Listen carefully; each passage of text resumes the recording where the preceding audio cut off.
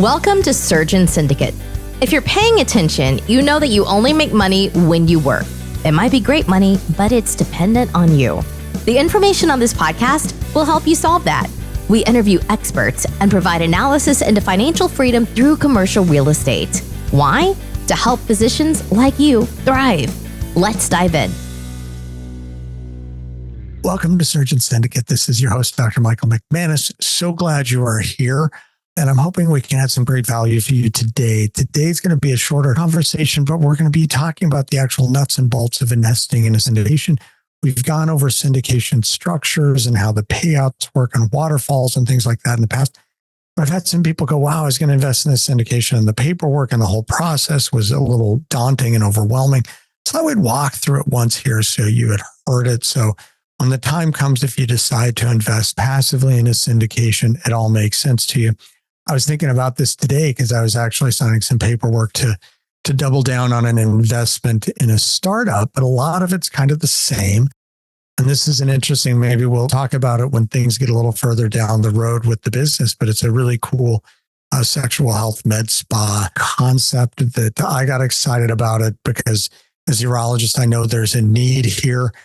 And this one comes at it from such a better angle than the shot clinics that are just out there saying everybody needs to pay $3,000 a year for testosterone.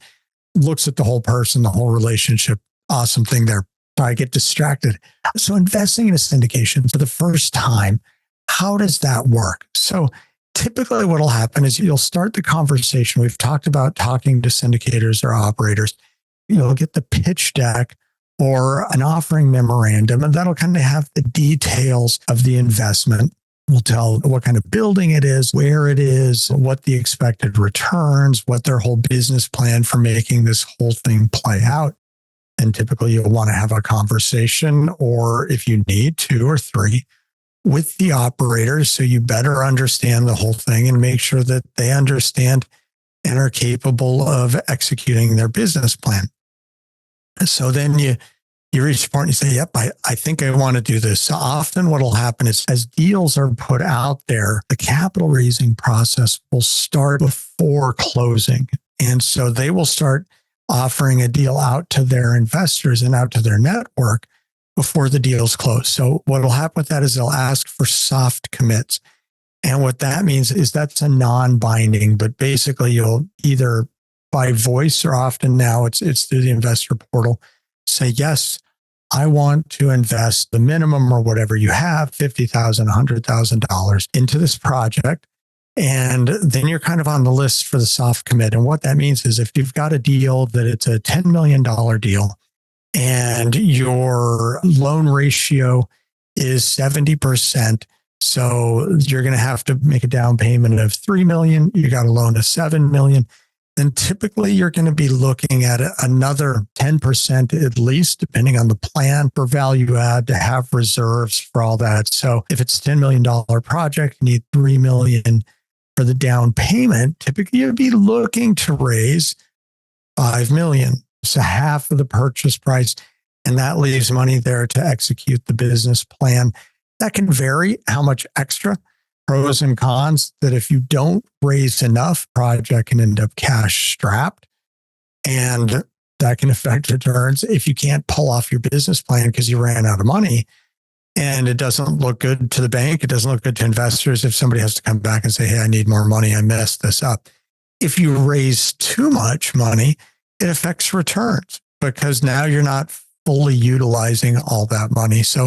But that's kind of some of the decisions that are made by a syndicator when they decide when they're going to start raising capital. So if for this deal, they say, we need $3 million down, we need $1 million for CapEx, for repairs, and we want to keep $1 million in reserve because there's some unknown. So they reach out to their investor network and they say, hey, we got this new deal. And that's typically when you will get the offering memorandum and call for soft interest or to have a call about the potential deal. And so then you'll make that soft commit. And so back to, what they're looking for in that soft commit is, okay, I said I'm going to invest $100,000. And if they need $5 million, then they need 10 times 5, they need 50 people to put that amount in. So they're adding up those numbers to say, have we raised enough to move forward with this deal? Is the money there? And then once they say, as part of the whole, at the same time, you're often still negotiating some of the details with the seller. So, and as that evolves, maybe the price goes down, the price goes up. You do inspections, you realize that, this warehouse needs a $300,000 new roof. So your CapEx budget just went up. So this is all kind of evolving here in figuring out how much money is going to be needed and how much is available. So that's what part of the soft commit is for. And then there'll usually be a date. And that date is going to be a few weeks, typically at least 2, before closing. And it might be a month. And that's where the next date, or the hard commit, or when funds are due, is the date that if you want to invest, the funds need to be wired in. That's because you got to know before you go to the closing table that you've actually got money in the bank to close, and the bank, whoever's doing the loan, wants to know the same thing. So you'll have that soft commit. When the hard commit comes is the time that funds go in. Now, in the old days with local deals, often you'd go down to the bank if the person is or the group is, and you'd write a check. That doesn't happen very often anymore. You may be wiring funds, very common. And then so when this hard commit comes, before that, you will get the actual legal documents where you're signing on as a limited partner. And so you'll get this before this hard commit, this wiring fund. Sorry, I got ahead of myself. And this is the legal document. This is where you legally agree to be part of this entity. And this is one that it's good to have a lawyer review. These tend to be very templated, straightforward documents. If you've read a million of them and been through a million of them with a lawyer, you may feel like, I understand this well enough. I don't have to pay my lawyer. I don't need a lawyer on this deal. Or I know the person well enough and I have read enough of these that I feel comfortable. That's a decision. But from an educational standpoint, my recommendation would be is have a lawyer review them, and a lawyer who knows syndications and can tell you what it means, especially if it's your first one. Because if you're investing as a limited partner, part of what that means is you have limited liability, meaning you can only lose what you've put in the deal, where the general partner may have guaranteed loans. And so they're on the hook for the whole thing if this goes sideways. And so they have additional risk, additional liability, but as a limited partner, you should be limited. So you want to make sure the documents you're signing say that you're signing on as a limited partner, and it discusses your role there. There may be some language about capital calls. That happens if a deal's not going the way it's planned and they need more money, and they may ask the investors for more money. You don't have to make an additional investment with a capital call. But what will happen is your portion will be diluted. If everybody else puts money in and you don't, your percentage you used to own will be diluted and you'll own a smaller percentage. Capital calls, we can talk about another time. Sometimes it's good to not go with the capital call, and sometimes it is because that it's still a good deal. They just need more money. But those are things to understand with your lawyer. It's also good, especially the first few, until you really understand it, to review it with your accountant, and to have an accountant who understands syndication somewhat, because there are tax consequences. Some of those tax consequences are good. That's depreciation of the building. That depreciation will often offset your payments in the early years so that money comes out without any tax liability.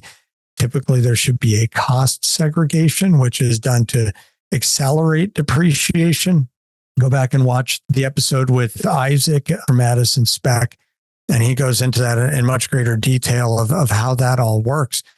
But you want to see in there, like there are some sponsors who won't pass along the tax benefits of a cost segregation or depreciation to their investors.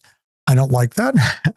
But they may also ask you, like, do you need this? Because there's some different things that can be done with how the depreciation is assigned. And some investors don't need the depreciation, so they hand it back to the sponsor who can divvy it up differently. But you want to know from your tax advisor how this depreciation is going to work out, how these payments are going to affect you, and then understanding how the money flows out of the deal. This goes back to the capital stack and the waterfall. Is it a preferred payment, meaning that the investor, typically your limited investor, if there's an 8% pref, then the first 8% of profits will go to them. before the sponsor gets anything. Other deals may not have a pref, and it may split in lots of different ways, maybe 50-50. Maybe the limited partner gets 80% and the 20 to the sponsor. It could be opposite. It all depends on the deal, but you want to understand how that works and that the numbers you believe from the initial offering documents match in the contract. And typically they will, but these are things you want to know. So that will be your documentation that makes you a partner in the deal. So typically you'll sign those first. Today, these usually come for electronic signature through something like DocuSign or Adobe Sign, and you will sign those first. And within them, there will be funding instructions. The funding instructions most of the time will be a wire transfer. So then you'll contact your bank and they will, with the wiring instructions, and they will wire the money to the sponsor. That there may be through the investor portal. Sometimes you can link a bank account for an ACH transfer. Those are all kind of pretty standard things. If you've never sent a wire with one of my banks, I send them an email to the banker with the wiring instructions. They call back on a recorded line, and then they send the wire. There's a wire fee. With another bank, it's actually in their app. I can go in the app and send a wire, and there's no fee with sending a wire through the app. So that's nice. Or if it's through the portal, there's one of the people I personally invest with. You can, through the portal, do an ACH transfer right out of your bank. And so there's not a wire. So that's the funding and how the funding typically works. And so you'll sign the document, the sponsor will sign the document, you fund it, they'll send you confirmation of funds received. And now you're in the deal. You've invested in your first syndication. What happens after that? Well, they follow through on their business plan. You should receive communication back.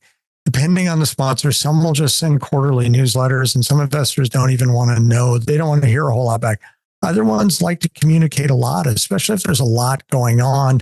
I invested in a ground up construction. They send monthly updates, and they will even send announcements in between if something unexpected happens. And sometimes it's good news, like, hey, guess what? We knew the biggest delay in this project was getting concrete delivered. Well, we just found out we're getting our concrete 4 weeks early. So the whole project is going to be a month ahead of schedule. Yay. Or it might be, hey, we just found out we can't get our concrete for a month later. So now we're a month behind. But there will be communication. And a lot of it, like I said, the more complex the deal, the more communication there should be. Sometimes these communications will come as an email. Sometimes they'll just be dropped in the investor portal. And then you decide from the portal whether you want to get an email that notifies you it's there or a text message.